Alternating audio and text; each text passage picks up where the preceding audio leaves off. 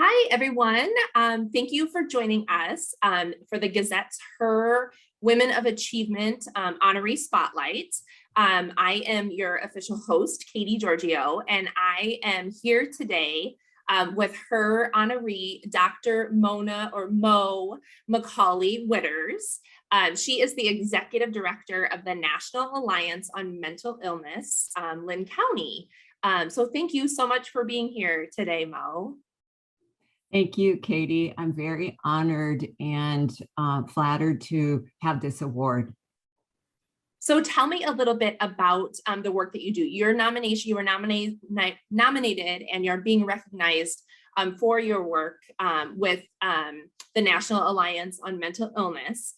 So tell me a little bit about what you do and kind of what inspires your work in this field, which I think all of us realize is increasingly more important, especially in the last couple of years.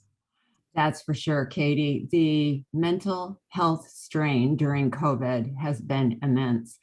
And we've always been aware that there's been, what do you want to say, hotspots and issues related to mental health, but it really came to the forefront during the isolation and the shutting down. So about that same time, maybe the year before in 2019, I had a couple of very respected professionals talk to me about an opening for an executive director. Now, you have to understand that I was on a clinical track and a research track as a psychologist all my life.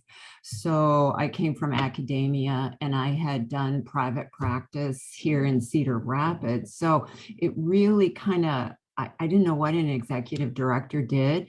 I knew a lot about the organization, the National Alliance on Mental Illness in Lynn County, commonly referred to as NAMI, Lynn County.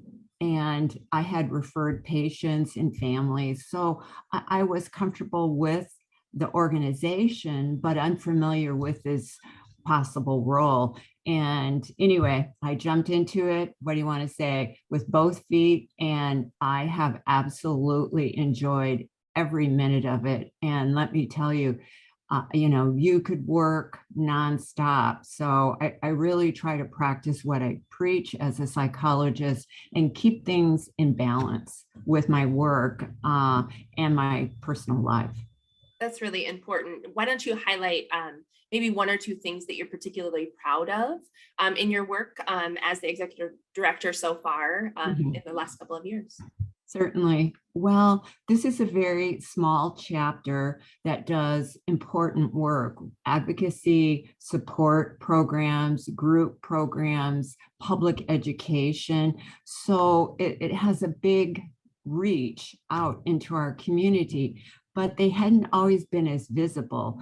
And they have never, well, I guess, let me take that back. They had one other executive director before me, but they had never really had paid staff. And I work part-time at that position. So some of the things I have been really proud in is just the high visibility in our community so that people know we are here. They know the good work that we do, and we are growing and engaging in a lot more community activities. Our support groups have grown tremendously over COVID.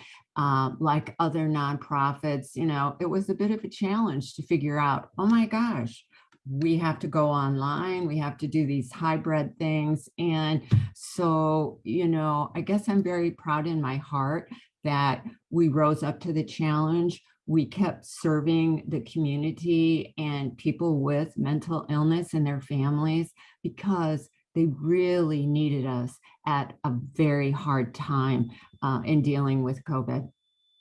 Oh, it's such essential work. What would you say over your career, something that you've learned that you would offer as advice to other women, I guess, in the community who are looking to make an impact, whether that's in the mental health field, the health field in general, or any sector?